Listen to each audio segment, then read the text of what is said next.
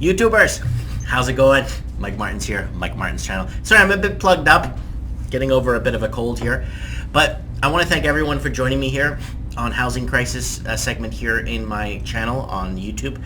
I'm really happy that a lot of people are following and commenting and kind of putting, you know, the constructive or negative feedback on the spin on what's going on in the housing market.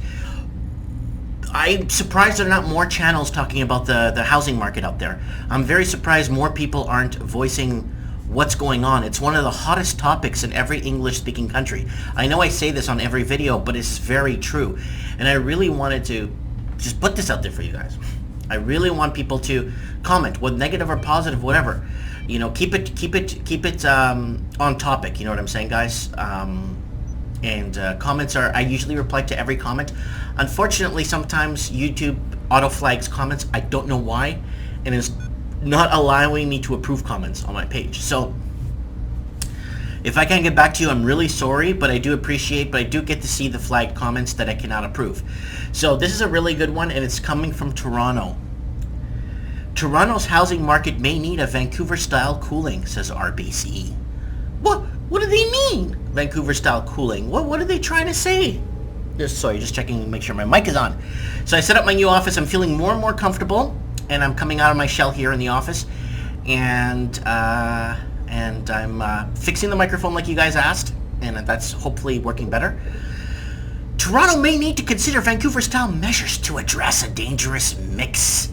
Dangerous mix is in quotations, by the way, of factors that are fueling the region's overheated housing market, the chief executive of Canada's largest bank warned on Friday. I'm surprised RBC is Canada's largest bank. Anyways, in an interview, a Royal Bank of Canada CEO Dave McKay said he has grown increasingly concerned about the country's largest housing market, where the average detached home prices soared more than 26% in the past year, while condo prices have jumped more than 14.5%. When you get a 20+% increase in prices in any given year in the marketplace, that's not normal, he said. Of course it's not normal. The last 100 years, the trend's been going up 3, 2, 3, 4% in the last 100 years, and all of a sudden, boom, the wave has hit Toronto. I am getting concerned that this is beyond the normal ability for the average person who's entering the market to absorb the type of price increases. That's who's going to get burned in the deal. Burned in the deal. The working poor has to pay in the end.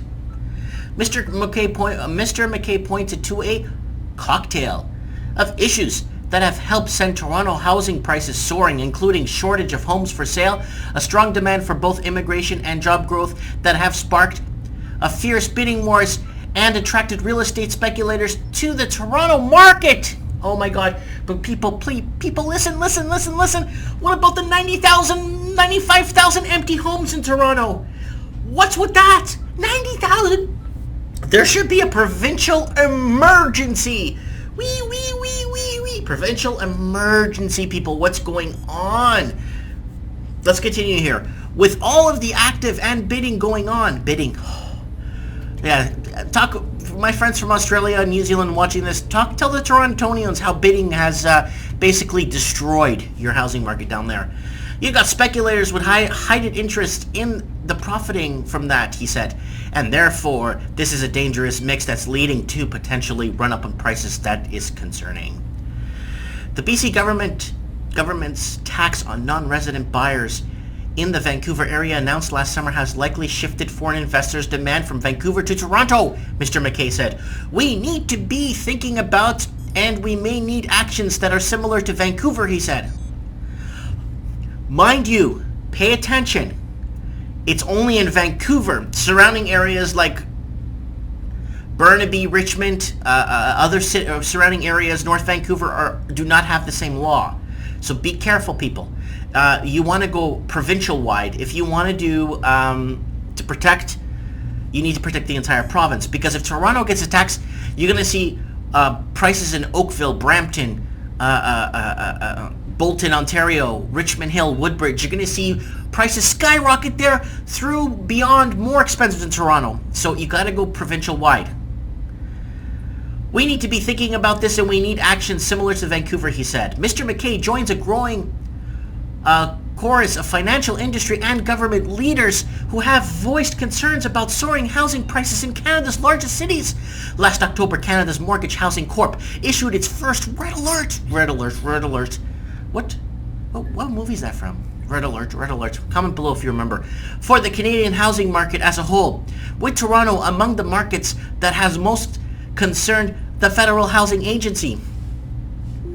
The federal government has made a series of recent changes to mortgage insurance rules, including rising minimum down payments for experts for expensive properties and introducing more rigorous income stress tests for home buyers. Guys, if you're right now in Toronto and you are on one of those variable rate mortgages, talk to your bank, see if you could redo it, pay the fees if you have to, because if you are on one of those variable rate mortgages, you want to be careful, because when they need to raise housing prices to stimulate the economy, when they want to raise interest rates to stimulate the economy and raise property taxes, you want to be covered in case the rates go beyond your reach. Ottawa is also consulting on financial sector on a proposal to introduce risk sharing into its government-backed mortgage insurance on a way to curb taxpayers' exposure to the housing market. Last year, much of the debate around skyrocketing house prices focused on Vancouver, where detached home prices had shot up an annualized 35% in some neighborhoods by this summer. That was last summer, so it's kind of wrong here, but that's okay. By this summer, no, by last summer. That prompted BC government to introduce 15% tax last August on international investors buying property in Metro Vancouver. Housing sales in the region have plunged since then. We're down 40% in January from a year earlier, while benchmark detached home prices have fallen 6% since July. Look who's come to visit me. Yeah, he's coming to visit Daddy. It's Antonio. Yeah, Antonio. That left the Greater Toronto, Canada's last superheated market, leading to concerns that the foreign investors have shifted their focus towards the GTA. Don't forget Seattle, don't forget Portland, Oregon, don't forget California, guys, because they're also in the mix too. City councils, and when I say foreign investors, they're all from all over. Like a majority of them, yes, they are from China, yes, I get it. But there's a lot of them from Saudi Arabia. There's a lot of foreign investors from Iraq, I've seen, that are buying 6-7 condos that I've met personally. There's a lot of foreign investors coming in from, a lot of the wealthy people coming in from, what other countries? There's quite a few countries that people are coming in from and investing, but China is the major one.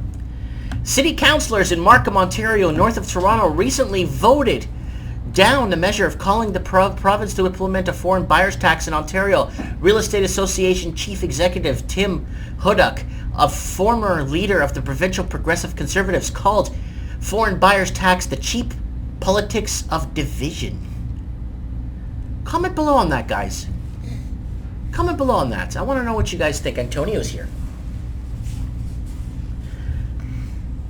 Hola. Okay.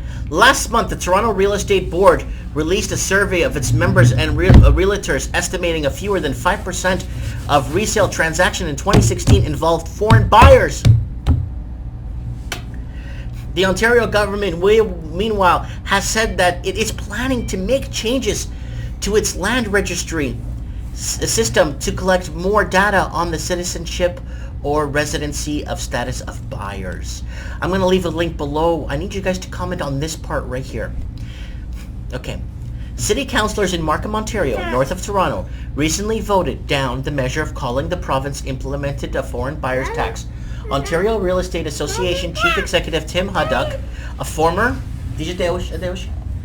land of provincial progressive conservatives, called a foreign buyer's tax cheap politics of division.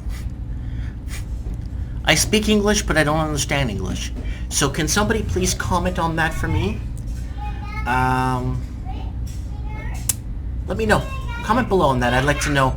And don't forget the subscribe button. And I appreciate the positive and negative criticism on the topic.